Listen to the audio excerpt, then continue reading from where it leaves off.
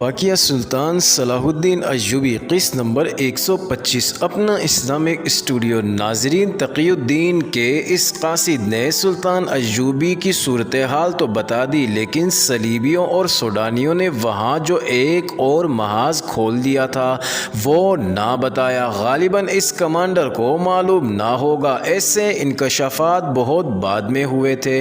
تقی الدین کی فوج 10-10 12-12 کی ٹولیوں میں بکھر کر لڑ رہی تھی۔ بعض علاقوں میں خانہ بدوشوں کے جھونپڑے اور خیمے بھی تھے، بعض جگہیں ہری بھری اور سرسبز تھی اور بیشتر علاقے بنجر ویران اور ریگستان تھے۔ ایک شام 3 چھاپہ مار مجاہدین واپس اپنے ایک سینئر کمانڈر کے پاس آئے۔ ان میں 2 زخمی تھے۔ انہوں نے سنایا کہ ان کی پارٹی میں 21 افراد تھے اور 22واں پارٹی کمانڈر تھا۔ دن کے وقت یہ پارٹی ایک جگہ چھپی ہوئی تھی۔ پارٹی کمانڈر ادھر ادھر اس طرح ٹہل رہا تھا جیسے پہرا دے رہا ہو یا کسی کی راہ دیکھ رہا ہو۔ ایک سوڈانی شتر سوار گزرا اور پارٹی کمانڈر کو دیکھ کر رک گیا۔ کمانڈر اس کے پاس گیا اور معلوم نہیں اس کے ساتھ کیا باتیں کی۔ شتر سوار چلا گیا تو پارٹی کمانڈر نے اپنے 21 جان بازوں کو یہ خوشخبری سنائی کہ 2 میل دور ایک گاؤں ہے جہاں مسلمان رہتے ہیں۔ اس شتر سوار نے پارٹی کو اپنے گاؤں میں مدعو کیا ہے۔ رات کو گاؤں والے پارٹی کو اپنا مہمان رکھیں گے اور دشمن کی ایک جمعیت کی جگہ بھی بتائیں گے۔ تمام جان باز بہت خوش ہوئے۔ کھانا دانا ملنے کے علاوہ دشمن پر حملے کا موقع بھی مل رہا تھا۔ سورج غروب ہوتے ہی یہ سب اس گاؤں کی طرف چل دیے۔ وہاں جا کے دیکھا کہ صرف 3 جھونپڑے تھے، ادھر ادھر درخت تھے اور پانی بھی تھا۔ سپاہیوں کو جھونپڑوں کے باہر ڈیرے ڈالنے کو کہا گیا۔ پارٹی کمانڈر ایک جھونپڑے میں چلا گیا۔ باہر مشعلیں جلا دی گئیں اور سب کو کھانا دیا گیا۔ پارٹی کمانڈر نے کہا کہ سب سو جاؤ، حملے کے وقت انہیں جگا لیا جائے گا۔ تھکے ہوئے سپاہی سو گئے۔ یہ 3 جو واپس آئے ان میں سے ایک سو نہ سکا یا اس کی آنکھ لگ گئی۔ اسے ایک جھونپڑے میں عورتوں کے قہقوں کی آوازیں سنائی دیں۔ اس نے جھانک کر دیکھا، جھونپڑے میں پارٹی کمانڈر 2 نہایت حسین لڑکیوں کے ساتھ ہنس کھیل رہا تھا اور شراب چل رہی تھی۔ لڑکیاں صحرائی لباس میں تھیں لیکن صحرائی لگتی نہیں تھیں۔ اس سپاہی کو باہر کچھ دبی دبی آوازیں سنائی دیں۔ چاندنی میں اس نے دیکھا کہ بہت سے آدمی آ رہے تھے جن کے ہاتھوں میں برچیاں اور تلواریں تھیں۔ سپاہی جھونپڑے کی اوٹ میں ہو گیا اور دیکھتا رہا کہ یہ کون لوگ ہیں۔ جھونپڑے میں کوئی داخل ہوا، اس کی آواز سنائی دی، کیوں بھائی کام کر دیں؟ پارٹی کمانڈر نے کہا، تم آ گئے، سب سوئے ہوئے ہیں، ختم کر دو۔ اور لڑکیوں کے کہکے سنائی دینے لگے۔ وہ آدمی جو آ رہے تھے سوئی ہوئی پارٹی پر ٹوٹ پڑے۔ کچھ تو سوتے میں ختم ہو گئے اور جو جاگ اٹھے انہوں نے مقابلہ کیا۔ یہ سپاہی چھپا ہوا دیکھتا رہا۔ اسے اپنے 2 ساتھی بھاگتے نظر آئے۔ موقع دیکھ کر یہ سپاہی بھی بھاگ اٹھا اور اپنے 2 ساتھیوں سے جا ملا۔ وہ دونوں زخمی تھے، کسی نے ان کا تعاقب نہ کیا۔ یہ معلوم نہیں ہو سکا کہ پارٹی کمانڈر شتر سوار کے دیے ہوئے لالچ میں آ گیا تھا یا وہ پہلے سے ہی دشمن کا ایجنٹ تھا اور اپنے آدمیوں کو مروانے کا موقع دیکھ رہا تھا۔ بہرحال یہ انکشاف ہوا کہ دشمن نے بکھرے ہوئے مسلمان دستوں کو ختم کرنے یا اپنے ہاتھ میں کرنے کے لیے لڑکیوں کو استعمال کرنا شروع کر دیا ہے۔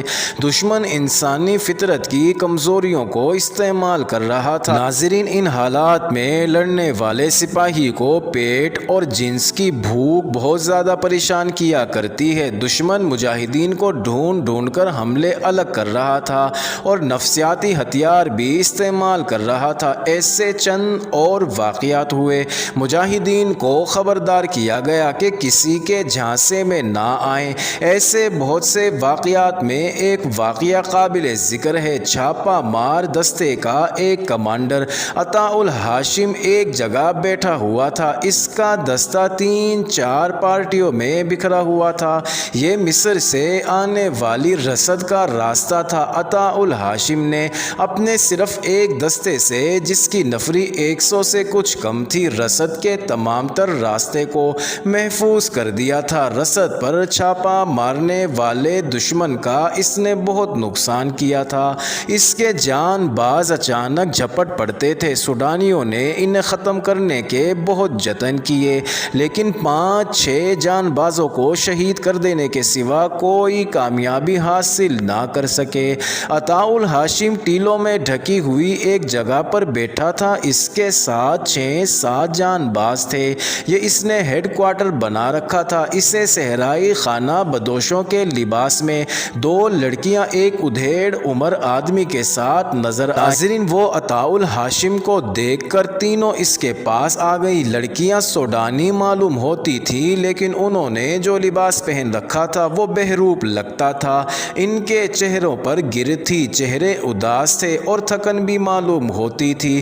لڑکیاں ادھیڑ عمر آدمی کے پیچھے ہو گئیں۔ یہ جھجک اور شرم کا اظہار تھا۔ اس آدمی نے کچھ مصری اور کچھ سوڈانی زبان میں کہا کہ وہ مسلمان ہیں اور یہ دونوں اس کی بیٹیاں ہیں۔ وہ بھوک سے مر رہے ہیں۔ اس نے کھانے کے لیے کچھ مانگا۔ عطاء الہاشم سوڈان کی زبان جانتا تھا۔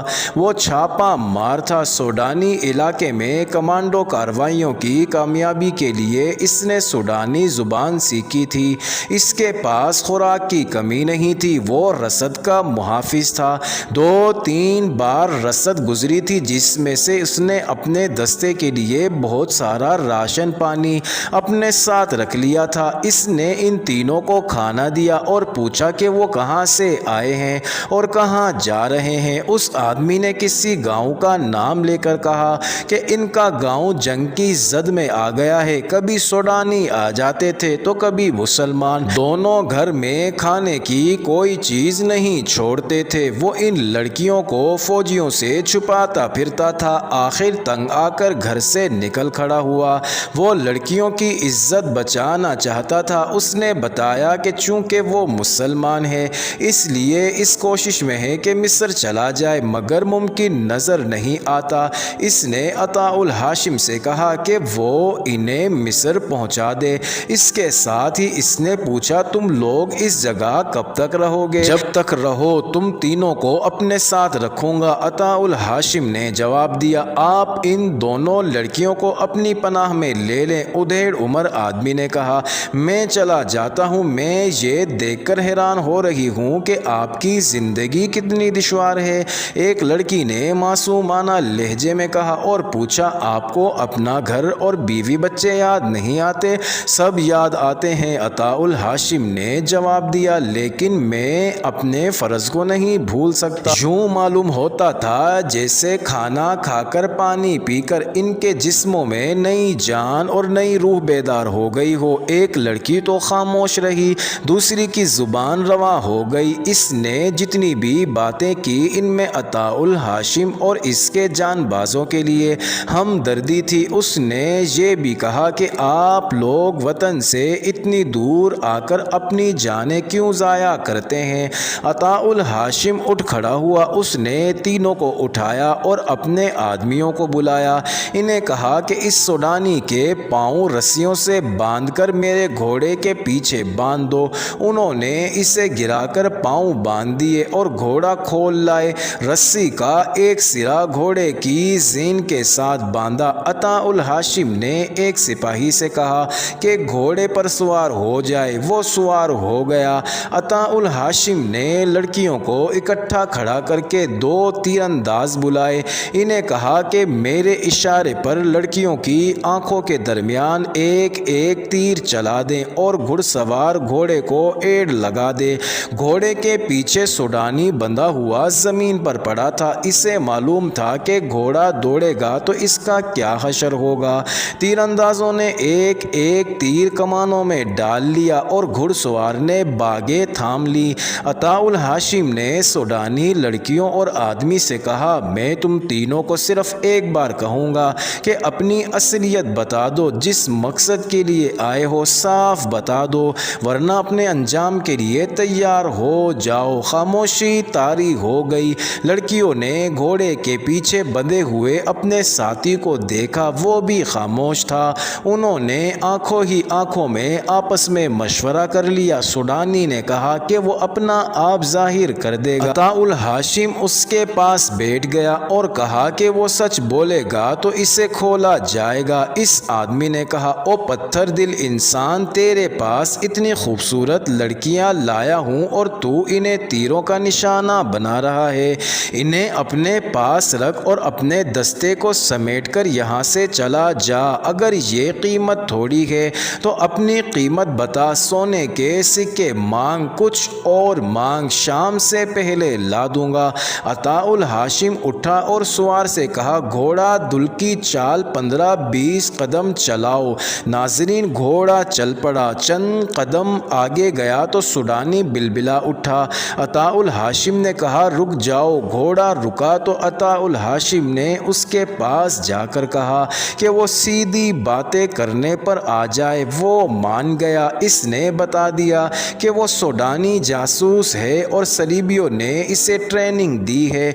लड़कियों के मुतालिक इसने बताया कि मिस्र की पैदाइश हैं और सलीबियों ने इन्हें तखरीब कारी के फ़न का माहिर बना रखा है।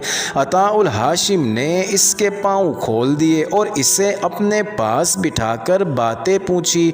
इसने बताया कि इसे ये काम दिया गया है कि सूडान में फैले हुए मुसलमान कमांडरों को लड़कियों या सोने चांदी का चकमा देकर इन्हें और इनके सिपाहियों को ख़त्म या कैद करा दिया जाए या इन्हें अपने हाथ में लिया जाए। इसने बताया कि अताउल हाशिम ने रसद का रास्ता ऐसी खूबी से महफूज कर रखा था कि सलीबी और सूडानी छापा मारों का जानी नुकसान भी हुआ और रसद भी निकल गई। और इसे ये मिशन देकर भेजा गया था कि अताउल हाशिम को इन लड़कियों से अंधा करके इसे कत्ल कर दे या इसे ऐसे फंदे में ले आए कि इससे कत्ल या कैद कर लिया जाए, और अगर वो ईमान का कच्चा साबित हो तो इसे अपने साथ मिला लिया जाएगा।